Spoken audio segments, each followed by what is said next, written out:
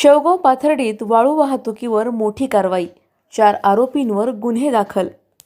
अवैध वाळू माफियांवर LCBचा घणाघात, 50,70,000 रुपयांचा मुद्देमाल जप्त. शेवगाव आणि पाथर्डी पोलीस स्टेशन हद्दीत अवैध वाळू वाहतुकीविरोधात स्थानिक गुन्हे शाखा अहिल्यानगर यांनी मोठी कारवाई केली आहे.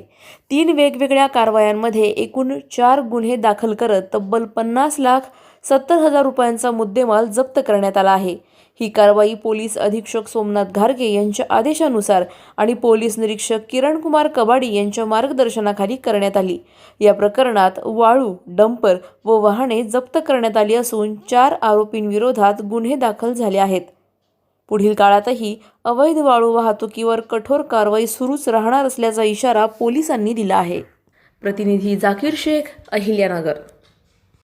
अधिक माहितीसाठी स्टार इंडिया 1 न्यूज पाहत रहा. चॅनलला सबस्क्राईब करा आणि अशाच अपडेट्ससाठी बेल आयकॉन दाबा.